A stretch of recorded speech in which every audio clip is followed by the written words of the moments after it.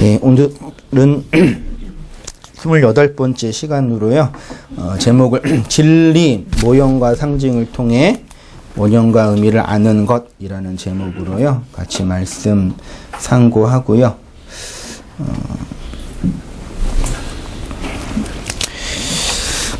여러분에게 이런 질문을 한번 먼저 드려보겠습니다. 신앙생활은 내 밖의 싸움인가요? 내 안의 싸움인가요? 밖 동그라미, 안 동그라미. 신앙생활은 밖의 싸움일까요? 안의 싸움일까요? 한번 생각해 보세요. 어떻게 생각해요?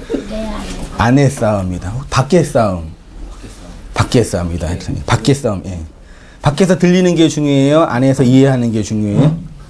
안에서 이해. 그치요. 예. 좀 싸움이란 단어가 부정적이면 신앙생활은 내 밖의 문제이냐 안의 문제이냐. 안의 문제라고 하면 밖에 어디 있든지 상관이 없겠죠. 기복주의 교회를 다니는데 거기에서 진리를 배우고 복음을 이해할 수 있을까요? 그건 안의 문제예요, 밖의 문제예요. 네? 예를 들어 볼까요? 예를 들어서 예만 들어서 어떤 목사가 이제 그래 지난주 했던 그 가난은 저주다라는 명제를 가지고 설교를 했어요. 근데 가난할 수 있잖아요. 가난한 내가 그 말을 듣고 마음이 어때요? 불편하든지 고민을 하죠. 그럼 밖의 문제예요, 안의 문제예요? 무슨 문제예요, 여기서는요? 밖의 문제죠. 거기에서 아무리 내가 나의 가난 때문에 고민을 하는 건 그건 신앙적으로 쓸데없는 거죠. 그러니까 아무리 내가 내적으로 내면적으로 내 안에서 나를 돌아보는 차원이 있더라도 밖에 왜곡된 환경이 되면 쓸데없는 거죠. 그런 측면에서 밖의 문제예요. 그렇죠? 그렇지만 또 밖의 문제만은 또 아니겠죠. 그런 측면에서는요. 또 하나 질문 드릴 것은 제가 이렇게 목사로 성경을 강론하고 설교하는 것은 저 개인의 일일까요? 온땅교회라는 공동체의 일일까요? 둘 다. 저는 개인적으로 이 자리에 섰나요? 공적으로 이 자리에 섰나요? 둘 다. 둘 다예요? 개인으로 서는 거예요? 공적으로 서는 거예요? 한성민은 개인이지만 뒤에 뭐가 붙어요? 목사가 붙으니까 공적인 거죠. 그 한성민이 필요해요? 필요 없어요? 필요해요. 아무 목사 하면 안 되죠. 네. 안성민 목사 안 되죠. 그럼 한성민만 있으면 돼요? 그건 안 되죠. 한성민만 있으면 우리 집사람만 한성민만 있으면 되지. 그러니까 한성민은 개인적인 존재지만 뒤에 목사라는 공적인 존재가 있죠. 그러니까 안과 밖, 개인과 공동체. 이게 두 개가 어떻게 하나로 이제 완성되고 정리가 돼야 되냐. 이 문제 때문에 이렇게 제가 질문을 드린 거예요. 저희의 설교는 온땅교회 성도를 향한 설교이지요. 그러나 저는 온땅교회를 위해서 설교하지 않죠. 온땅교회 성도를 향해 설교하는데 온땅교회를 위해서 설교하지 않는다는 말을 이해할 수 있으시겠어요? 저는 온땅교회라는 집단을 크게 하기 위한 비전이나 꿈도 없지요. 그것은 여러분도 마찬가지일 것입니다.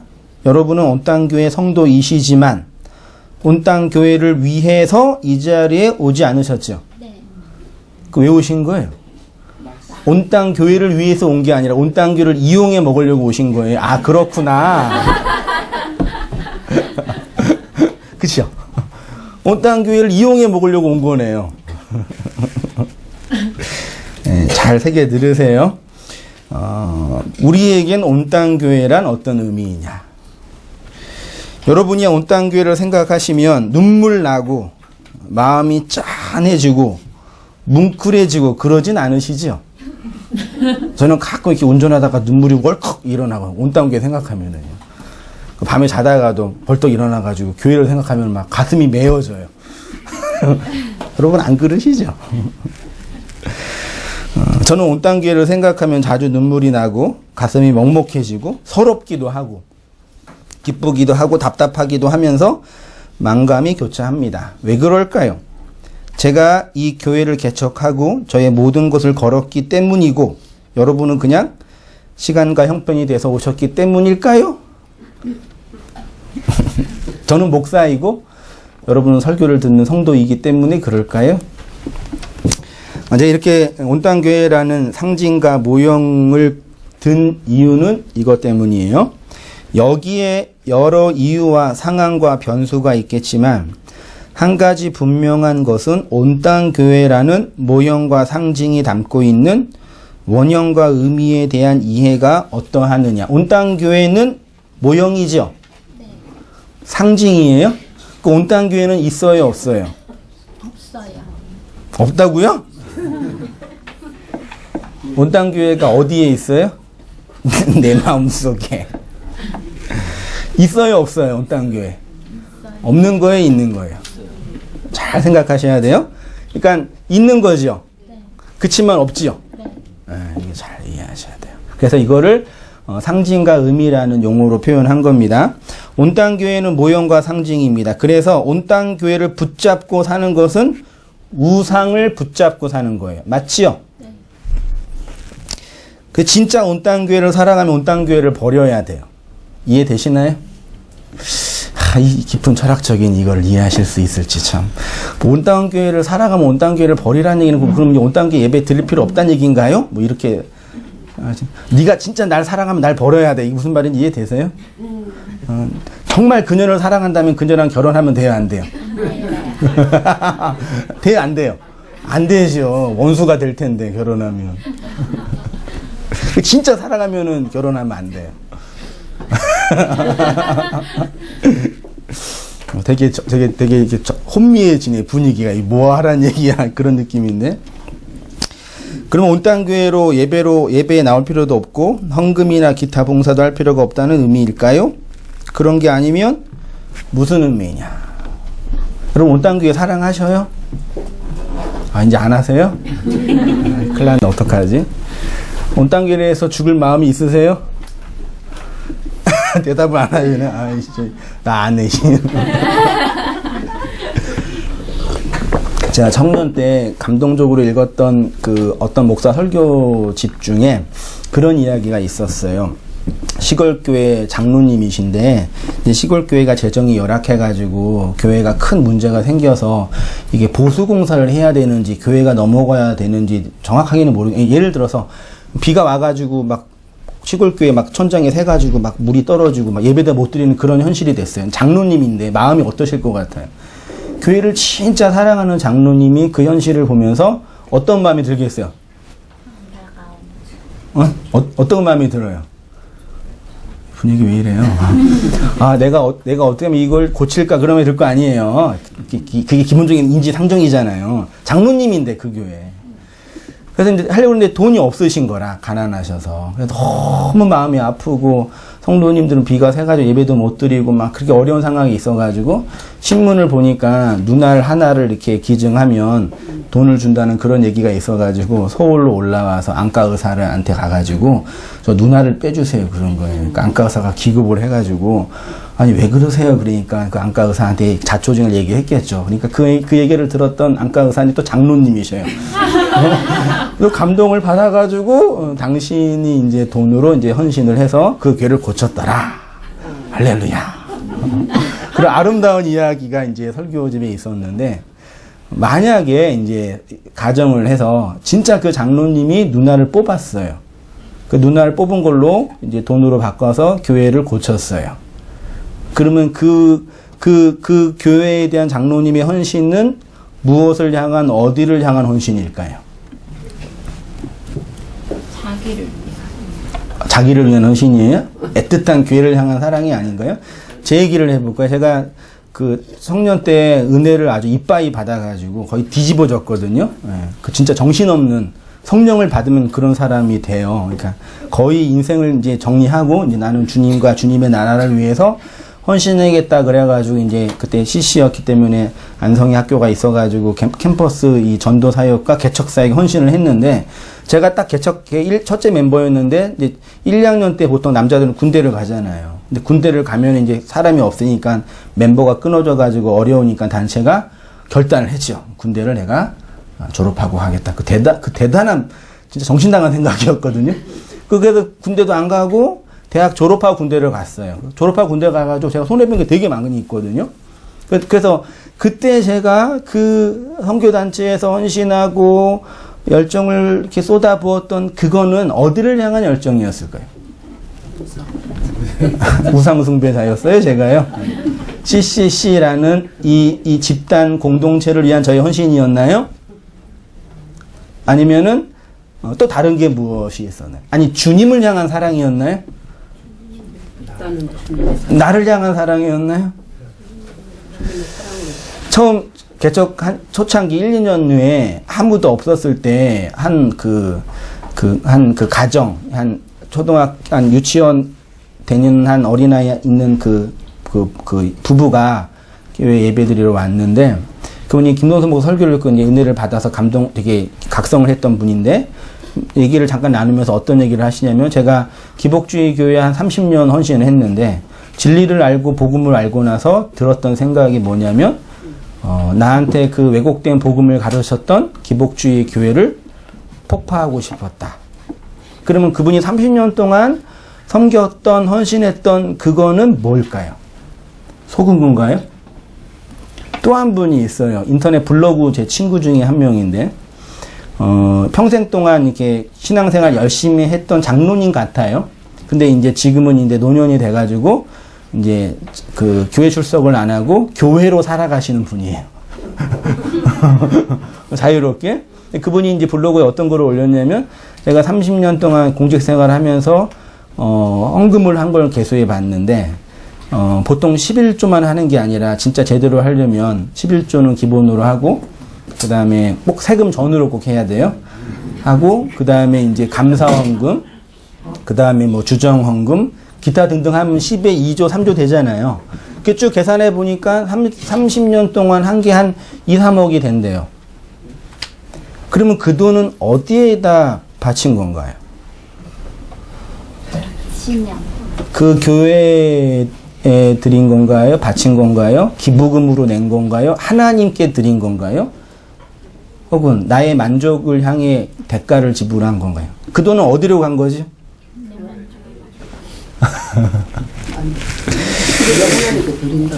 그러니까 하나님께 드렸다고 쳐요. 그럼 하나님 받으셨나요?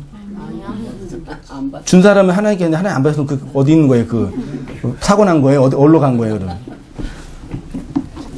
어디서 찾을 수 있죠? 교회 재정. 사람들의 인정. 인정. 네. 이거 잘 생각해 보세요. 네. 왜 이런 얘기를 했는지.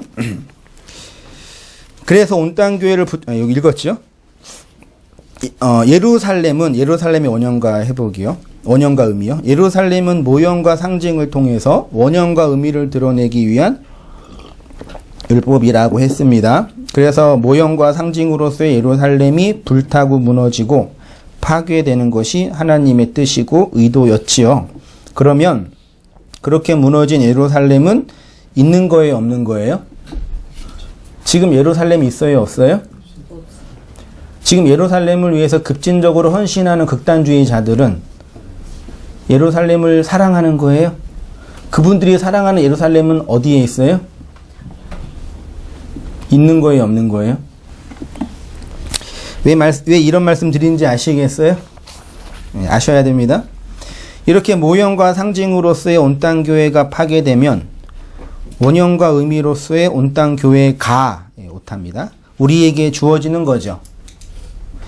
모형과 상징으로서의 예루살렘이 파괴되면 원형과 의미로서의 예루살렘이 주어지는 거죠.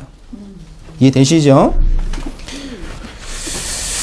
그런데 여기 아주 미묘한 오해와 왜곡의 요소가 있습니다. 이 세상에서 신앙이 가장 열정적인 사람이 누구라고요?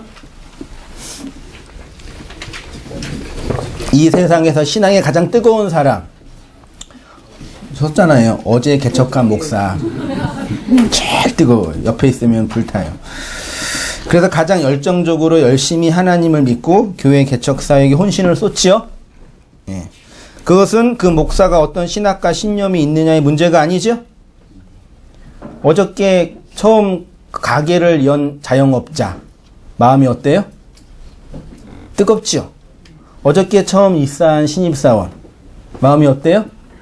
뜨겁지요. 그러면 신입사원의 열정과 자영업자의 열정과 개척교회 목사의 열정은 본질은 뭐예요? 같아요, 달라요? 그게 왜 같아요? 한 사람은 신에 대한 열정이고 한 사람은 돈에 대한 열정이죠. 라고 말할 수 있겠죠. 옆에서 볼 때는 이 세상에서 제일 열심히 사는 사람이 됩니다. 그러면 그렇게 온땅교회를 개척한 한성민 목사의 그 열심의 본질은 뭐죠? 온땅교회를 우상으로 숭배하는 건가요? 아니에요, 기예요? 아니에요. 그걸 어떻게 알아요, 그거를? 헌금의 본질은 뭐죠? 설교의 본질. 조국 교회의 1세대 복음주의 목사들이 다 그렇게 주님에 대한 열정과 교회에 대한 사모함으로 교회를 개척하여 전 세계에 족적을 남길 만한 교회를 세웠고, 그렇게 성장한 교회는 헤게모니 싸움이 있기는 하지만 지금도 성황리에 운영 중입니다. 그런 교회는 자본과 인력, 인프라가 풍족하여서 전도 행사나 교회 이벤트를 하더라도 탁월한 모형과 상징을 적절하게 사용하죠. 이번에 그 평창 올림픽 개회식 보셨을 거 아니에요? 감동적이죠. 그거 다 뭐예요? 아, 돈이에요? 되게 경제적이네요. 그거 다 모형과 상징이죠. 평화, 뭐 안식, 뭐 사랑, 그거를 없는 존재하는 의미인데 그것들 담을 수 있는 그릇이 없잖아요. 그거를 뛰어난 감독이 이제 저 예산으로 모형과 상징으로 이렇게 만들어 놓은 게 그 시뮬레이션이잖아요. 이해 잘 하셔야 됩니다, 이제요. 예. 여러분, 한국교회 문제가 무엇이라고 생각하십니까? 한번 말씀 나누는 시간에 한국교회 문제점에 대해서 토론해 보세요. 그러면 모두 다 하나가 되실 거예요. 누구 미워하는 사람 없이 아주 일치가 될 거예요. 인터넷 구글에 한국교회 문제라고 검색어를 치면 몇 개야? 128만 개의 문서가 검색된대요. 온땅교회 치면 몇 개 나오는지 알아요? 구글에 온땅교회 치면은 34만 4천 개. 많이도 올려놨죠? 물론 이제 제가 올린 것만 있는 게 아니라 여러 이제 그 연결된 거, 뭐 교회도 나오고 나오는데요. 그러니까 인터넷에 웬만한 정보는 다 있어요.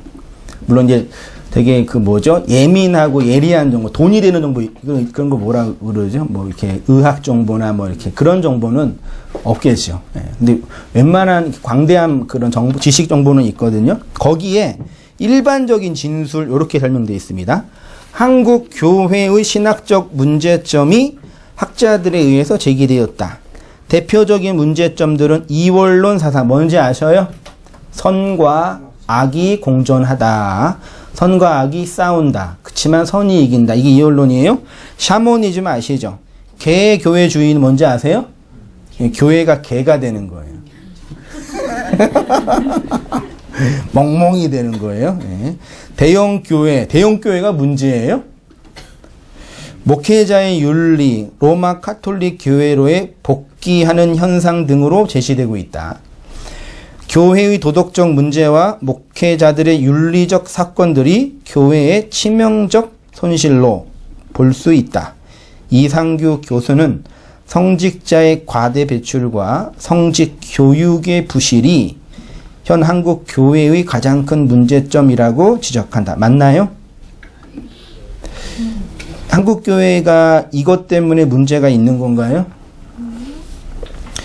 뭐 틀린 말은 아니지만 정확한 진단. 그러면 성직자를 조금만 배출하고 점수를 만들어서 의학자나 의학도 배출하는 것처럼 많이 뽑지도 않고 좀만 배출하고 그 교육을 이빠이 시키고 막 10년으로 막 가지고 집에도 안 보내고 공부시키고 그러면은 이제 영명한 목사가 나올까요? 아니에요. 여기서 중요하게 생각해야 할 것은 목회자의 개인적인 도덕적인 문제와 교회의 교회의 사법적인 문제는 논할 필요도 없습니다. 목사가 윤리적으로 문제가 있으면 어떻게 하면 돼요? 사법 처리하면 되죠. 여러분이 너무 바빠가지고 과속하다가 경찰한테 걸렸어요. 어떻게 하면 돼요? 잘못했습니다. 과속에 대한 상응한 벌을 받겠습니다. 그러면 되죠. 그게 법적인 문제라 그래요. 근데 이제 그게 심한 거 막 성폭행이나 막 이런 거는 이제 더 심한 벌을 받아야 되겠죠. 법적인 문제, 도덕적인 문제는 그걸로 해결하면 돼요. 아셨죠? 그 큰 문제 아니에요, 사실은요. 그러니까 그 죄를 범한 게 문제가 아니란 얘기가 아니라 사람은 원래 다 그래요. 그럴 수 있고 그럴 가능성이 언제 다 있고요. 목사이기 때문에 덜한다 그런 환상과 그런 것들은 왜곡된 상이에요. 사실 이러한 것은 한국교회의 보편자의 문제가 아니라 한국교회에 속해 있는 개별자들의 법 위반의 문제이기 때문에 그에 상응하는 책임을 지면 됩니다. 제가 말씀드리고 싶은 것은 신학적으로 사상적으로 모형과 상징에 대한 무지와 오해에서부터 시작된 거다. 잘 보세요. 1세대 복음주의 목사님들이 열심히 목회를 했습니다. 열심히 목회한 그 행위에 대해서 뭐라고 할 필요 없습니다. 의도에 대해서도 비판할 필요 없습니다. 내가 열심히 목회를 해서 세계에서 제일 큰 교회 건물을 지어야지. 좋아요, 나빠요? 전 세계의 선교사를 가장 많이 파송하는 교회를 세울 거야. 이 사회의 재정과 권력으로 영향력 있는 교회를 세울 거야. 이러한 야심과 비전이 있는 것 자체가 문제가 아니죠. 맞나요? 맞습니다. 왜냐하면 배고프면 밥 먹고 싶고 피곤하면 쉬고 싶은 것처럼 이러한 것은 인간 자아의 본능적인 욕망이기 때문이에요. 그러니까 이거 혼동하지 마세요. 제가 말씀드리고 싶은 것은 공공교회에 헌신하는 것 자체가 문제가 아니라 장로님이 누나를 뽑는 게 문제가 아니라 성도가 자기 재산을 다 바치는 게 문제가 아니라 청년이 자기 인생을 바쳐서 선교에 헌신하는 것 자체가 문제가 아닙니다. 모형과 상징에 매여 원형과 의미가 무엇인지 모르기 때문입니다. 모형과 상징에 매여 원형과 의미가 무엇인지 모르기 때문입니다. 이 명제가 단순하고 쉬운 것처럼 보이지만 단어 하나하나 넘어가는 것에 인생 전체가 걸린다는 것을 우리 인생의 선배님들은 충분히 아실 줄 믿습니다. 어린아이가 백화점에서 장난감 안 사주는 엄마 붙잡고 대성통곡할 때 옆에 있는 중학생은 뭐라 그래요? 중학생 없나요? 뭐라 그래요? 아휴, 인생을 좀 더 살아야지. 그럴 거 아니에요. 이해되시나요? 제가 지금도 가장 가짜게 유치하게 보이는 게 고등학생, 대학생 애들이 길가에서 커플들이 막 싸울 때 있잖아요. 그 옆에 지나가면 마음이 어때요? 에휴, 그것도 인생이라고. 그치요? 근데 걔네들은 뭐예요? 전 우주적인 문제예요. 그거 잘못하면 자살도 해요, 막 애들이요. 그치만 우리 입장에서는, 제 입장에서는 귀엽다. 아주 유치야. 그 별것도 아닌 거 가지고 인생. 그 뭐라고, 그치요? 그러면 그 어린아이가 백화점에서 장난감 가지고 그때 심각한 거랑 고등학생이나 대학생이 이성 문제 때문에 심각한 거랑 뭐가 더 심각한 거예요? 뭐가 더 중요한 거예요? 근데 걔네들만 문제예요? 청년들은 또 뭐가 좀 심각하게 문제예요. 뭐 대학이 어디네, 스펙이 있네, 연봉은 얼마네, 뭐 그러죠. 그리고 또 결혼하면은 또 아파트가 됐네, 뭐가 안 됐네, 또 그거 가지고 또 싸우죠. 40대, 50대 되면 또 뭐가 싸우네, 그때는요. 뭐 주식이 됐네, 땅이 됐는데 뭐 안 됐네, 싸울 거 아니에요. 난 안 돼서 우울하고 쟨 되고 뭐 그러고 60대, 70대 그러다가 80대는 뭐 가지고 또 이제 그렇게 싸워요. 손주가 있네, 손주가 없네, 예쁘네, 안 예쁘네, 막 그러고 하잖아요. 그리고 마지막에 죽기 직전에 또 뭐 가지고 싸워요. 무덤 평수가 몇 평이네. 너 몇 평 준비했냐? 나 몇 평이다. 난 양지방울에 바른 곳에 죽어야지 내 자손이 잘 될 텐데. 심각하게 그 관을 준비하세요. 그러면 0세부터 90세까지 모두 다 뭐에 매여 있는 거예요? 그 모형과 상징이라는 것에 매여서 그 안에 있는 본질을 못 보고 거기에 매여서 살잖아요. 이해되시죠? 그런 아이가 중학생만 돼도 그때 생각하면 부끄럽다고 합니다. 왜냐하면 지금은 그 모형과 상징에 매여 있지 않기 때문입니다. 그러나 그때는 인생 존재의 아주 심각한 문제였습니다. 장난감이라는 모형과 상징이 전부였기 때문입니다. 어렸을 때는 인형, 커서는 아이돌, 청년 때는 뭐 자동차, 뭐 작년이면 아파트, 뭐 다 장난감들이죠.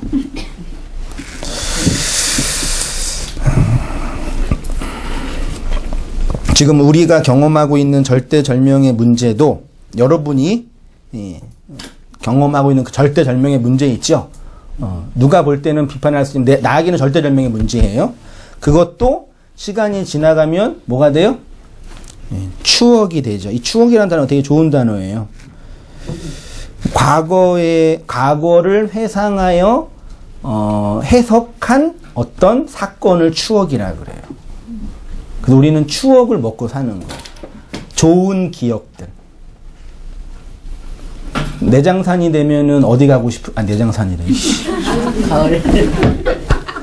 내장산을 가보셨어요? 아, 이제 설교하기 힘드네요. 가을이 되면 어디 가고 싶으세요? 내장산. 아, 힘들다. 가을이 되면 내장산이, 제가 가끔 이게 헛말을 제가 가끔 해요. 이렇게요. 가을이 되면 내장산 가고 싶으잖아요. 이게 단풍 좋아하시는 분들은 왜 가고 싶으세요? 왜 단풍을 보고 싶어? 전 안 보고 싶거든요. 왜 보고 싶으세요? 작년에 내장산에서 즐겁고 행복한 추억이 있었으니까요. 근데 작년에 내장 갔다가 다리가 부러졌어요. 올해 가요, 안 가요? 왜요? 작년에 나쁜 추억, 그걸 트라우마라 그래요. 그러니까 우리는 과거의 역사를 어떻게 해석하느냐에 따라 현재를 살고 있거든요. 과거에 좋은 경험이 많이 있는 게 현재가 풍성한 부분이 인간적으로, 인문학적으로 볼 때는요. 근데 이걸 영적으로 해석해도 맞아요. 그 용서의 문제나 재해석의 문제가 이거예요. 사실은요. 보세요. 물론 우리가 죽고 성장하고 성숙할 때만 그렇습니다. 그렇지 않으면 상처나 트라우마가 되어 우리를 공격하는 소위 말하는 쓴뿌리가 됩니다. 그래서 기복주의 교회에서 트라우마가 있는 분들이 복음을 알면서도 그 왜곡된 방식으로서의 복음을 접수하죠. 남자한테 상처를 많이 받은 여자가 새로운 남자를 만나기 어려운 것처럼. 그래서 이 역사를 해석하고 용서하는 복음의 진리가 있는 것입니다. 이 진리의 내용을 죽음이라고 합니다. 그러니까 죽음이란 뭐냐? 해석학적인 성숙이다. 이게 죽음은 자기 깨어짐, 자기 비하, 뭐 금욕적인 상태. 저는 그렇게 말하는 게 아니라 해석학적인 성숙이 나이테 기억나시죠? 네. 네. 봄, 여름, 가을, 겨울 죽고 성숙하는 거. 그게 해석학적인 성숙. 그냥 어려운 용어를 썼는데 그냥 과거를 좋은 추억으로 받아들이는 거예요. 여러분 좋은 추억만 있지만 나쁜 추억도 있죠? 그거 어떻게 받아들이고 있어요? 못 받아들여요. 그래서 우리 큰아들이 초등학교 2학년 때가 3학년 때 학교에서 걸어오는데 그 뭐죠? 레미콘 트럭 있잖아요. 그 25톤이 30톤인데 그 차가 엎어졌어요. 바로 1m 앞에서 엎어진 거예요. 이렇게요. 애가 죽을 뻔한 거죠. 그래서 정신을 못 차린 거예요. 그 지금도 운전하고 가다가 옆에 그 트럭이 들어가면은 와 그래요. 왜냐요? 과거의 그 트라우마가 지금도 이렇게 있으니까요. 다 우리가 다 그런 걸 가지고 다 이게 살고 있어요. 말하자면요. 근데 해석학적인 성숙은 뭐예요? 그 상처와 아픔과 어려움들을 바르게 극복한 방식이라고 표현할 수 있는 거죠. 우리의 모든 인생의 문제는 죽음이라는 절대적 운명 앞에서는 모두 제로가 됩니다. 죽음의 과정을 통과해야 생명이 된다는 것을 여러분은 아실 것입니다. 모형이 깨지고 상징이 드러나는 것을 죽음이다. 제 표현입니다. 그 죽음이 원형과 의미를 드러내는 거다라고 합니다. 다시 한국교회로 이제 와서요. 한국교회의 문제가 무엇이냐? 도덕적이고 정치적인 문제 이전에 모형과 상징에 매여 있는 것이 문제예요. 개인도 똑같습니다. 여전히 많은 사람들에겐 모형이 깨지고 상징이 드러나는 그 죽음의 경험이 없습니다. 그냥 은혜 받고 도전 받고 힘과 의지가 생기는 그런 자기 개발, 인생 역전의 성공의 이야기를 듣고 위로받는 것 정도를 하나님이 주신 은혜라고 생각합니다. 자기계발서가 주는 그 위로 있지요? 네. 성경이 주는 위로는 그것과 본질적으로 달라요. 우상으로 존재하는 모형과 상징이 깨지는 그 죽음의 경험이 자기계발서에는 없어요. 복음의 본질은 기복주의 교회에서 나오는 것, 번영의 신학을 비판하는 것 정도가 복음의 본질일 수 없습니다. 복음의 문제는 모형과 상징으로 우상화된 나의 죽음이 있느냐에 관한 것입니다. 믿음이 가장 좋은 사람은 개척교회 목사라고 했는데, 그래서 모든 개척교회 목사는 열심히 목회를 해요. 그런데 그것과 모형과 상징으로 형성된 우상으로서의 나의 죽음은 뭐예요? 별개예요. 제가 신학교 가서 감동을 받았던 책 중에 하나가, 뭐 지금도 다 아시는 목사님이시니까 그 세eden 교회 목사님이신 소강성 목사의 그 맨발의 전도자라는 개척 성공 수기 책자가 신학교 때 있으니까 얼마나 제가 열심히 읽었기, 별로 어려운 책도 아니고 그냥 간증집인데, 그걸 읽으면서 제 마음속에 어떤 마음이 들었겠어요? 아, 나도 이렇게 열심히 하면 개척해서 성공할 수 있겠구나. 그런, 이게 뭐죠? 도전을 받은 거죠. 그래서 그때부터 난 어떻게 그러면 개척을 할 것인가. 그렇게 해서 그분이 그렇게 큰 교회를 이렇게 만들었잖아요. 그 좋은 거예요, 나쁜 거예요? 좋은 거, 나쁜 거의 문제가 아니라는 거 아시겠죠? 네. 근데 뭐가 문제냐면, 목회가 무엇이냐면, 모형과 상징의 우상을 그리스도의 말씀으로 깨는, 또 못합니다. 깨는 그 현실을 선포하는 것이 목회죠. 목회, 복음을 증거하는 전도, 복음을 가르치는 교사의 직무는 뭐냐면, 모형과 상징의 우상을 그리스도의 말씀으로 깨는 그 현실. 이 세상의 모든 사람들은 자기 욕망의 확장을 위해서 우상을 자기 에너지로 끌어당겨서 살아가요. 그러니까 그거는 인간의 생존 양식이고, 아니 생존 양식 이전에 세포의 본능이에요. 유전자의 본능이라니까요. 어쩔 수 없어요. 그렇게 살아가는데 선택된 하나님의 백성은 그 기본적인 삶과는 다른 차원의 그것들이 깨지고 무너지는 자기 죽음을 경험해요. 그래서 성도에게 어떤 자각이 있냐면, 이건 뭐지? 나는 왜 이러지? 그런 미운 오리 새끼 같은 자각을 한단 말이에요. 모두 다 오리인데 나만 백조래니까요. 그래서 모양도 다르고 행동이 달라요. 그래서 어떤 생각이 들어요? 나는 좀 문제가 있는 건가? 나는 모든 사람과 삶의 방식이 다르네? 그런 고민이 있는 거예요. 그 옆에서는 뭐라 그래요? 네가 이상한 애야. 그건 정상적인 삶이 아니야. 그래요. 근데 그렇게 살고 있는 미운 오리의 새끼 같은 성도에게 밖에서 진리가 들린다니까요. 하나님의 백성은 그렇게 살아가는 삶과 다른 방식의 그 무엇이 있어. 그거를 신약성경이 하늘을 향해 걷는 삶, 하늘의 시민권이 있는 삶 등등으로 표현하는 거예요. 그게 목회의 본질이에요. 그런데 목사가 그 목회는 안 하고 뭐예요? 이 세상에서 기업인이면 할 수 있는 그 일을 교회에서 목회라는 껍데기를 가지고 하는 거예요. 이름을 바꿔야죠. 바꿨죠. 주 예수교가 돼버렸잖아요. 주식회사 예수 그리스도교. 맞아.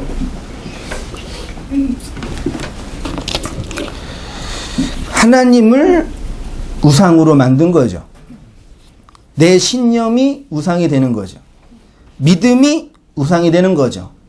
헌신을 우상으로 만든 거죠. 이 세상은 율법이기 때문에 살아야 합니다. 우리의 본성이 그렇게 움직입니다. 말하자면 열심히 우상을 만드는 곳이 이 세상입니다. 어떤 분은 이렇게 반론하실 겁니다. 아닙니다. 목사님, 전 진리로 살아갑니다. 맞죠? 진리로 산다는 것은 우리의 말이죠. 잘 보세요. 여러분, 예수님 믿으시죠? 성령을 받으셨죠? 그러면 우리 안에 누가 들어오셔요? 그리스도의 말이 영으로 들어오죠. 그럼 우리가 뭐가 돼요? 그리스도인이 되죠. 그걸 그리스도들이라고도 하고 말씀들이라고도 하고 또 우리 표현으로는 진리들이라고 해요. 진리가 됐으니까 진리로 살죠. 여러분은 진리잖아요. 여러분이 진리라는 걸 뭘로 증명해요? 말로 증명한단 말이에요. 근데 그 말을 뭘로 설명해요? 우상으로요. 이렇게 설명할까요? 여러분 죽으셨어요? 말씀으로 죽었어요? 깨트려지셨어요? 대답을 못하세요. 죽으셨어요? 안 죽으셨어요? 죽었잖아요. 예수님 믿잖아요. 죽으셨죠? 나 죽었습니다. 시작. 죽으셨어요? 죽으셨죠? 죽으신 걸 뭘로 증명해요?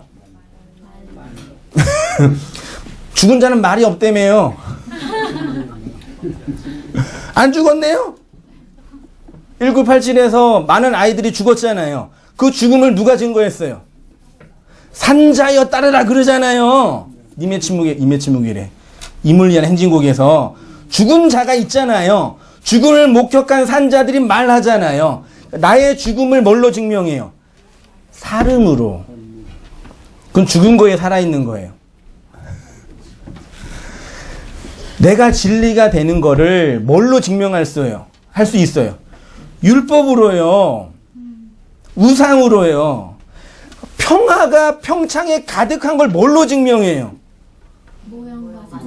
그 모형과 상징으로 김정은을 대표해서 2인자가 오고 우리는 평화롭다고 상징을 딱 만들어 놨잖아요.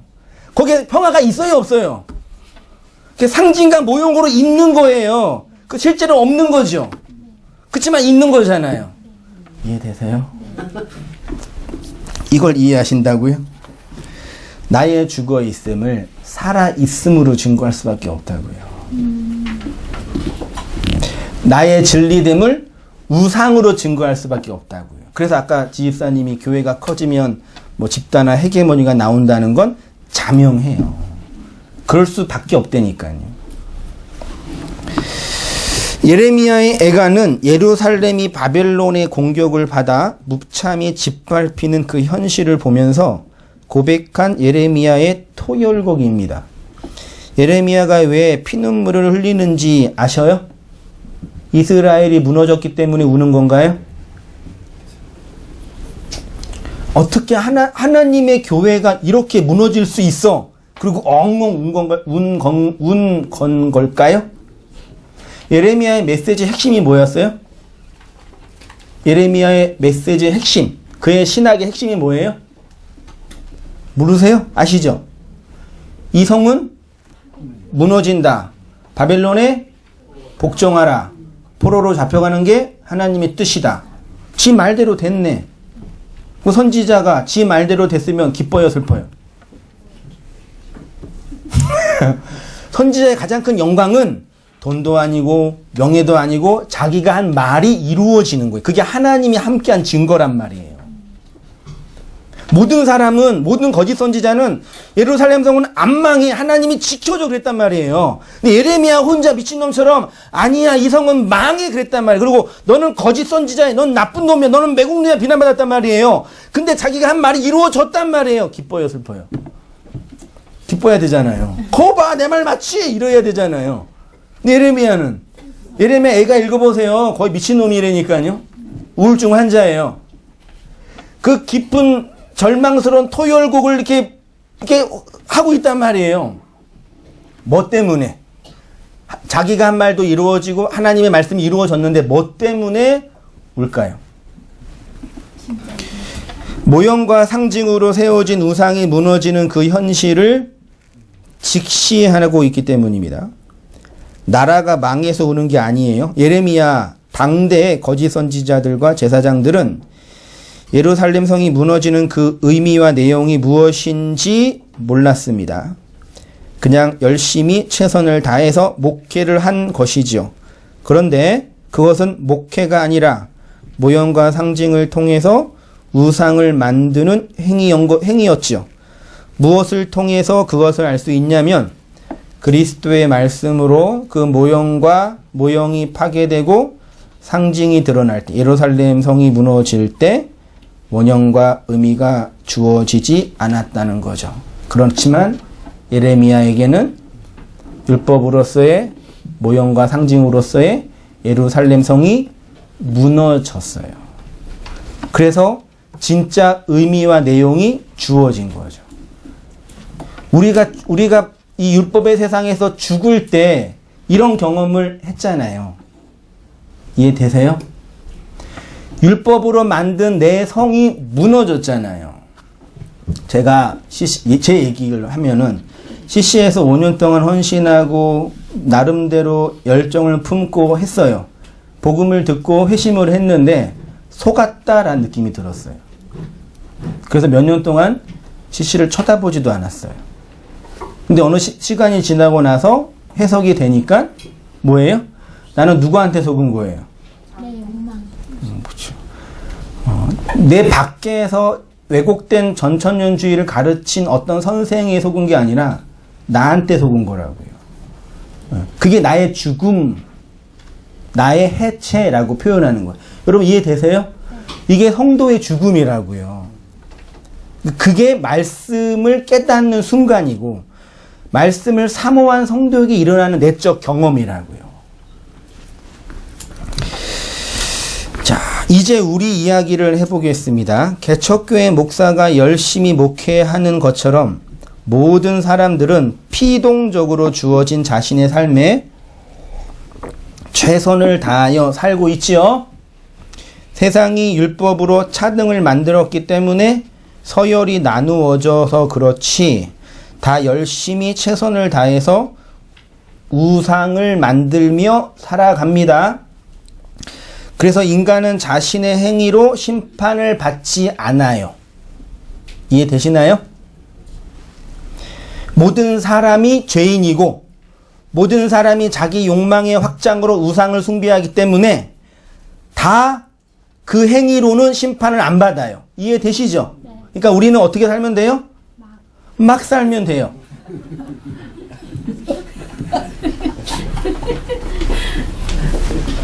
우리가 막 살 수 있는 근거는 뭐예요? 모든 사람이 자기 욕망의 우상을 만들며 살고 있기 때문에 니나 나나 마찬가지다 그 얘기예요. 그래서 인간은 자신의 행위로 심판받지. 하나님 우리 심판할 때 우리의 개별적인 행위로 심판하지 않으세요. 그럼 막 살 수 있죠? 그럼 막 살면 어떻게 돼요 우리는요? 손해봐요. 벌 받아요. 막 살면. 그래서 막 못 사는 거예요. 이해되시죠? 내 마음속에 하고 싶은 욕망이 있잖아요. 이거를 하면은 행복할 좋겠는데 이걸 할 때 뭐가 와요? 걸렸을 때 오는 쪽팔림. 이런 거. 그리고 걸렸을 때 오는 그 벌에 대한 고통. 요거 때문에 이게 억눌리는 거예요. 안 그런다고요? 다 그래요, 우리가요. 근데 그게 적절한 방식으로 제어되는 거예요. 그 제가 지지난주에 한번 50대 넘은 혼자 있는 남자는 어떻게 산다 그랬어요? 도덕성 없이 막 산다 그랬잖아요. 왜? 제어해야 할 가치가 없어요. 가족도 없고 아내도 없고 자식도 없으니까 자기의 본능대로 살 수밖에 없는 구조가 그런 어떤 형편에 있단 말이에요. 이해되시죠? 어디 하다 일로 왔어요? 네, 행위대로 심판받지 않아요.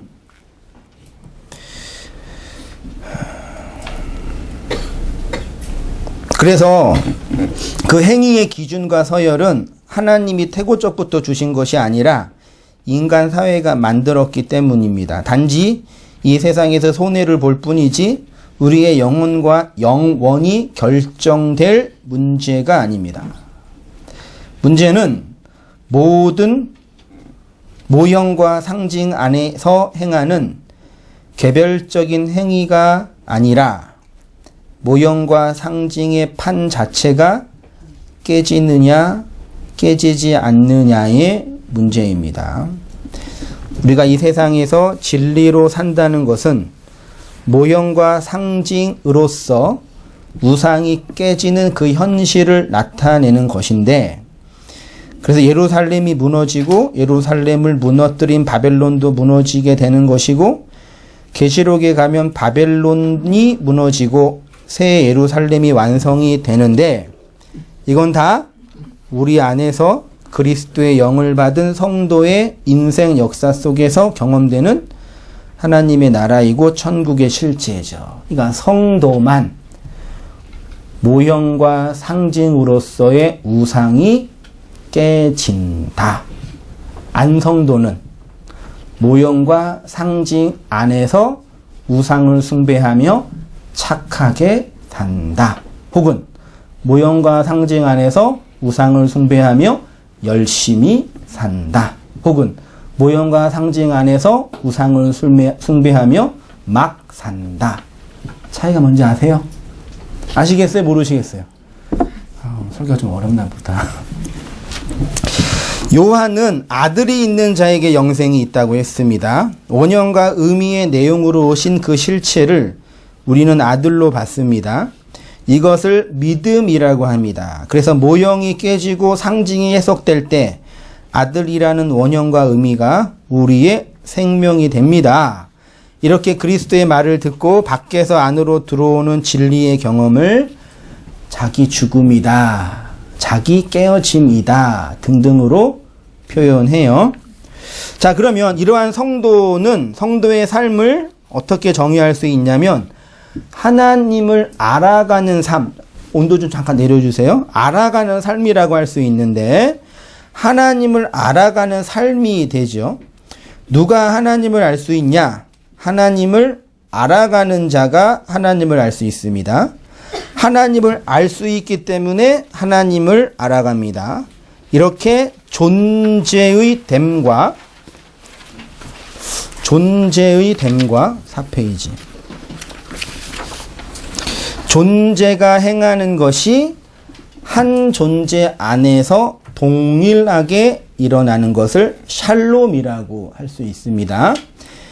진리가 된 사람이 진리로 되어가고 진리로 되어가는 자가 진리인 겁니다. 진리와 진리됨에 어떠한 불일치가 없지요. 잘 들어보세요. 하나님을 알아가는 삶과 하나님을 안 것에 분리가 있어요, 없어요? 절 보세요, 여러분. 죄송해요, 어려운 얘기해서. 여러분, 하나님 알지요? 하나님을 아는 그 알미 여러분에게 있지요? 그치만 하나님을 알아가죠. 하나님을 알아간다는 것은 반대로 무슨 뜻이에요? 하나님을 모른다라는 얘기죠. 그 하나님 알아요, 몰라요? 몰라요. 하나님을 모르는데, 하나님을 모르는 게 불안하거나 힘들거나 어려워요? 아니지요. 전혀 불편하지 않지요. 왜요? 하나님을 아니까요. 하나님을 안 사람이 하나님을 알아가요. 알아가는 것과 안 것의 존재에 원래 불일치가 있거든요. 근데 성도에게는 지금은 하나님을 알지만 모르는 하나님이 있지요. 근데 그 모르는 하나님 때문에 불안해하지 않는 이유는 내가 하나님을 아니까요. 그리스도를 믿으면 진리가 돼요. 진리로 살아가요. 진리가 되어간단 말이에요. 진리가 되어가는데, 진리가 되어간다는 얘기는 아직도 비진리가 내 안에 있어요. 끊임없이 경험하실 거 아니에요. 근데 그 비진리 때문에 불안하거나 용서하지 못하지 않아요. 왜요? 내가 진리니까요. 그거를 철학적인 용어로 존재의 일치라 그러고, 쉬운 용어로 안식이라 그래요. 일주일 동안 6일 동안 열심히 일했지요. 육체의 노동을 했잖아요. 근데 7일째 되는 날 안식을 배우죠. 6일 동안은 소위 말해 세상일, 1일 안식일 날은 안식을 배우는데 이것과 이것의 불일치가 있어요, 없어요? 있어요, 없어요? 그게 있으면 내가 아직 그리스도의 그 진리가 뭔지 모르는 증거라니까요. 여러분, 누가 하나님의 말씀을 배워요? 사모하는 사람이요. 하나님의 말씀을 사모한다는 얘기는 뭐예요? 아직 모른다라는 뜻이잖아요. 아직 모르는데 그분은 하나님의 말씀을 사모해요. 목회를 하다 보니까 진짜 성도님들을 뵈면 저분은 진짜 목사가 필요 없을 것 같아요. 좋은 긍정적인 의미로 너무 말씀을 사모하고 너무 진리를 배우고 누군가 그냥 좀만 얘기해도 그냥 울고 막 감동받고 막 진짜 그 생명 속에 있어요. 그 목사가 별로 필요 없어요, 그분은요. 근데 어떤 분은 진짜 한 5년 동안 커리큘럼 만들어 놓고 진짜 율법적으로 차근차근 가르쳐야 할 것 같아요, 이제. 그런 분들은 진짜 목사가 열심히 가르쳐야 되는데 뭐라 그래요? 말씀을 사모하는 욕망과 마음이 있어요, 없어요? 없단 말이에요. 그 차이가 뭐냐고요. 말씀이 있는 것과 없는 것의 그 본질이 뭐냐고요. 전자를 모형과 상징으로서의 나의 죽음이 경험된 성도 안에서 일어나는 내적 생명이라고 표현하고, 후자는 그게 없음에 대한 반증이라는 얘기죠. 볼게요. 그것이 전혀 불편하지 않습니다. 왜냐하면 하나님을 알기 때문입니다. 진리인 사람과 진리가 되는 사람의 불일치는 하늘과 땅처럼 큽니다. 그런데 그렇지 않습니다. 진리가 되어가기 때문에 내가 여전히 비진리라는 것이 폭로되지만 그것이 나의 진리됨을 증명하기 때문에 안식합니다. 진리의 존재이기에 진리가 되어가는 것이고 진리를 행하는 것입니다. 진리됨과 진리가 되어가는 것과 진리를 행하는 것에 일치가 있습니다. 그것을 안식과 평환. 6일 동안은 성경 안 배우시잖아요. 물론 말씀도 듣고 공부도 하겠지만 그냥 바쁘게 생업과 일을 하시잖아요. 그것이 좋은 거예요, 나쁜 거예요, 악한 거예요, 선한 거예요? 그렇게 윤리적으로 판단할 수 없지요. 근데 그것이 안식의 내용과 일치하지 않으면 그걸 뭐라 그래요? 악이라고 규정한단 말이에요. 근데 그것이 안식의 내용과 일치하면 세상에서 열심히 돈 버는데 하나님이 잘했다 그러시는 거예요. 여러분 아시겠어요? 왜 여러분 안식한지 못한지 아시겠냐고요? 말씀을 많이 못 들고 말씀을 잘 이해 못해서 그런 게 아니라니까요. 끊임없이 내 안에 존재의 불일치, 욕망이라는 그 모형과 상징에 매여서 그 너머에 있는 내용을 양식으로 받지 못하니까 열심히 해도 불안하고, 열심히 안 하면 불안하고, 열심히 하면 자랑하고 싶고. 이 두 심보가 있는 거예요, 항상 교회 안에서요. 열심히 안 하면 괜히 쪽팔리고. 왜요? 열심히 하면 괜히 이게 자랑하고 싶단 말이에요. 근데 일치가 있는 분은 열심히 해도 감사하고, 열심히 안 해도 그 진리로 일치한단 말이에요. 왜? 안식하니까요. 여러분, 내가 진짜 설교를 잘 못해요, 진짜. 이 속에 있는 걸, 저도 이게 글로 표현하기 너무 답답해가지고 미칠 때가 있단 말이에요. 빨리 저를 기도를 해주세요. 진짜 하늘이 열려서 막 확 나오게. 어떻게 이걸 잘 표현할 수 있을지 항상 답답할 때가 진짜 있어요. 그래도 어떤 건지 좀 아시겠죠? 네. 한번 집에 잘 성령님이 저보다 더 잘 가르쳐 주실 거예요. 잘 이렇게 묵상해 보시고, 한 목사가 말했던 그 의도가 이거였구나 그러면 돼요. 그 목사가 필요 없는 거죠, 이제. 그거를 이제 다윗이 여호와는 나의 목자시니 내게, 다윗이 무슨 부족함이 없어요. 다윗 인생은 부족함 투성이에요. 불일치 투성인데 그리스도의 은혜로 일치가 된 거란 말이에요. 과거가 해석이 된 거예요. 내장산의 단풍잎이 나한테 아름다운 추억으로 온 거란 말이에요. 이렇게 진리로 말미암아 죽음의 흔적을 가지고 있는 자가 성도예요. 이 역사 속 성도는 진리가 되었기 때문에 진리로 존재합니다. 제가 말씀드리고 싶은 진리의 존재는 정적인 것이 아니라 진리는 진리화. 이 화라는 단어가 한글인데요. 되게 좋은 단어예요. 어떤 현상이나 상태로 되다. 동사가 계속 동작을 반복하면 뭐가 돼요? 명사가 돼요. 그러니까 동사는 동적인 거고 그 시제로 미완료라 그래요. 아직 완성되지 않은 거죠. 근데 명사는 정적인 거고 완료가 된 거예요. 이 동사와 명사 사이에 그 진리의 내용이 있는 거죠. 되는 거예요? 된 거예요? 안 된 거예요? 안 됐지요. 그치만 된 거라고요. 교회가 이 세상에서 해야 할 일이 바로 이것입니다. 그것은 교회를 크게 지어서 하나님께 영광을 돌리는 것도 아니며 세상에서 칭찬 들을 만한 일을 하는 것도 아닙니다. 심지어 이 세상을 좀 더 살기 좋은 세상으로 바꾸는 일도 교회가 해야 할 일이 아니며 교회의 사회적 책임을 다하는 것도 교회가 해야 할 사명이 아닙니다. 그의 존재에 있습니다. 하나님이 우리를 아들로 받아주실 때는 우리가 무엇을 행하여서 받아주신 게 아니지요. 우리가 받은 그 하나님의 말씀, 즉 모형과 상징의 파괴로 주어진 생명으로 아들이 된 거잖아요. 그 씨가 우리에게 어떻게 주어지고 발화되고 성장하고 있는지 우리가 경험하고 있는 거란 말이에요. 마가복음 4장 8절 보세요. 더러는 좋은 땅에 떨어짐에 자라 무성하여 결실하였으나 30배, 60배, 100배죠. 마태복음과 누가복음 어떻게 되어 있어요? 100배, 60배, 30배예요. 어떤 분은 이게 오역의 문제라 그러는데 두 가지가 있다는 건 뭐예요? 같은 거다. 100에서 30, 30에서 100 같은 거다. 그 얘기예요. 하나님의 말씀, 하늘의 씨가 우리 안에 들어와 자라게 되면 그 씨의 영향을 받게 되죠.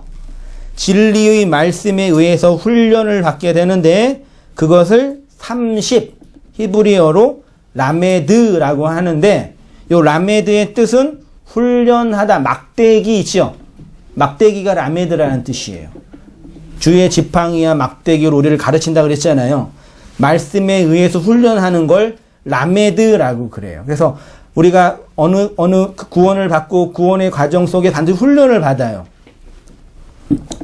그것을 30이라고 하고 진리의 훈련을 받으면 진리에 의해서 내가 바르게 세워지죠.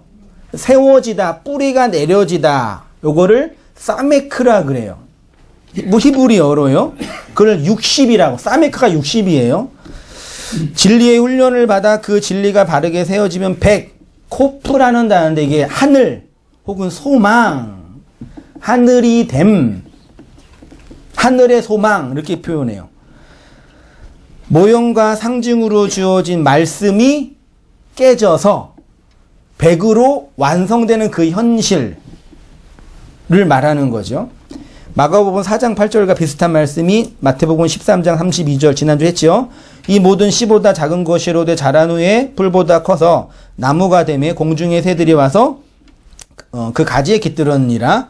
이렇게 그리스도가 우리의 씨로 우리에게 오셨습니다. 그 씨가 나무가 되었는데 그 나무는 또 씨를 받은 나이기도 합니다. 내가 그리스도 안에, 그리스도가 내 안에 있으면 이렇게 큰 거목이 됩니다. 예, 죽음의 흔적이 많이 있는, 나이테가 많이 있는 거목이요. 그래서 공중의 새들이 깃들여서 진리화, 생명화, 말씀화 표현을 하자면요. 그 교회는 이 화하는 거예요. 된 자가 되어가는 거, 되어가게 하는 거예요. 깃들다가 스케노 장막을 치다예요. 우리가 하나님의 나라를 어디에서 배워요? 나중에 장막, 여기 성막도 하겠지만 성막에서 배우거든요. 복은 어떻게 받아요? 복 받고 싶으시죠? 복은 어떻게 받아요?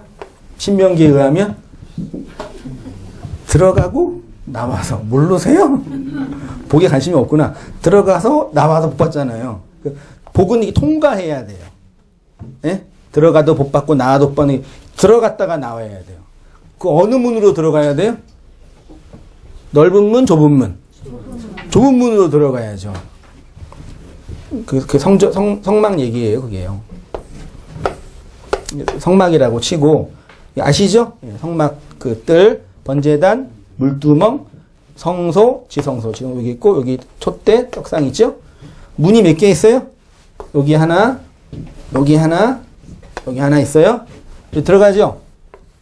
이게 무슨 문이에요? 넓은 문이에요. 아무나 다 들어가요. 다 들어가죠? 여기서 이제, 나중에 할게요. 여기까지 구약이고, 여기 신약인데, 들어가서, 여기는 무슨 문이에요? 좁은 문이에요. 네. 여긴 누구만 들어가요? 제사장만 들어가요. 제사장만. 들어가서, 여기에서 뭘 배워요?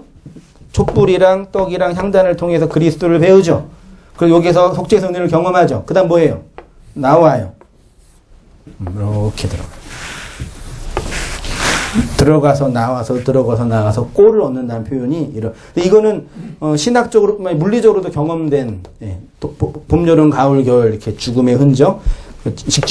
직선 운동을 하면은 이게 원 운동을 계속 해야지만 에너지가 나온다는 것처럼 끊임없이 반복되는 그 일상이에요. 그러니까 저는 여행을 별로 안 좋아해요. 돈이 없어서가 아니라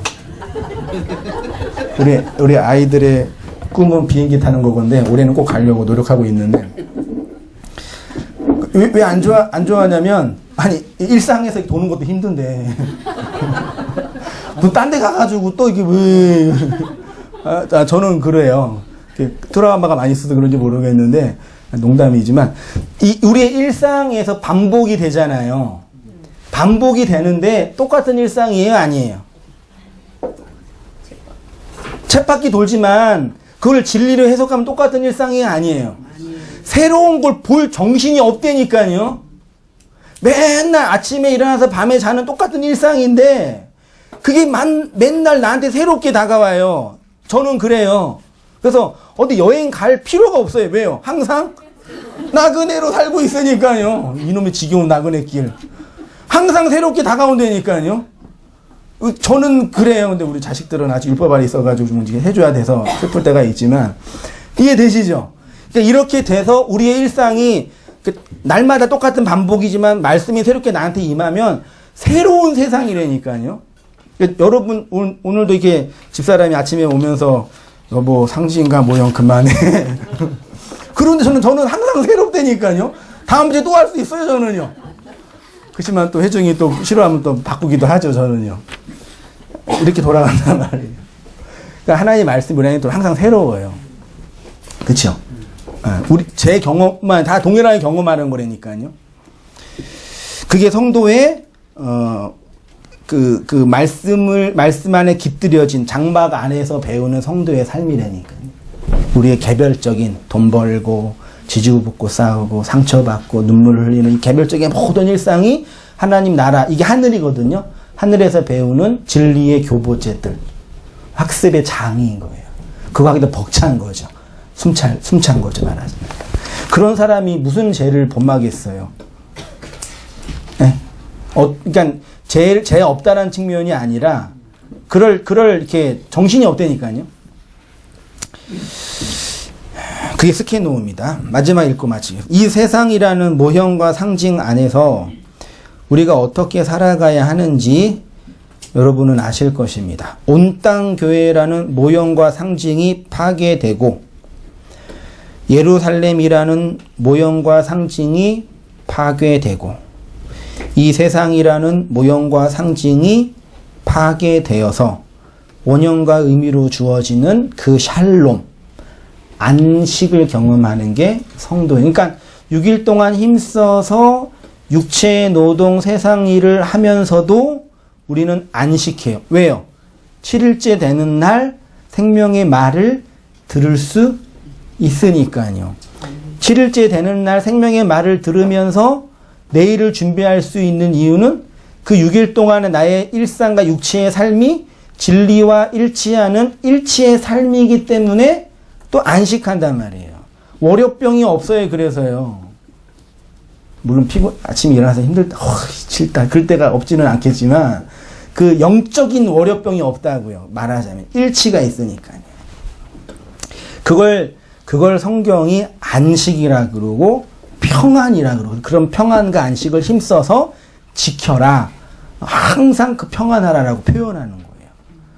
우리 모든 성도님은 그 평안과 안식 속에 거하셔야 됩니다. 네, 거하신 겁니다. 기도하겠습니다. 하나님 아버지 은혜와 사랑을 감사합니다. 부족한 저희에게 찾아와 주신 이 그리스도의 말씀과 생명의 말씀으로 또 한 가지 더 배우고 그 언약의 내용을 담고 살아갈 수 있도록 인도하시니 감사합니다. 하나님, 6일이라는 이 세상에서 힘써서 노동하고 애쓰고 싸우고 있지만 그것이 율법의 세상에 갇혀있는 절망이 아니라 하늘을 향해서, 안식을 향해서, 생명을 향해서 일치된 그 생명으로 살아갈 수 있는 힘인 것을 또한 알게 하셨사오니 주님이 주신 우리의 인생의 날들을 그렇게 안식하며 샬롬하며 생명으로 살아가는 저희의 모든 삶이 되어지도록 인도하여 주시옵소서. 하나님, 모형이 깨지고 의미가 드러날 때 우리의 옛 자아와 우상이 무너짐으로 말미암아 통곡하고 아프고 눈물 흘릴 때도 있지만 그 눈물이 우리에게 추억이 되고 우리의 생명이 되고 있음을 또한 고백하오니 우리 모든 성도님들이 그 안식과 평안 속에서 살아가도록 주님 인도하여 주시고, 혹 인생의 고난과 어려움 때문에 아파하고 눈물 흘리고 있는 지체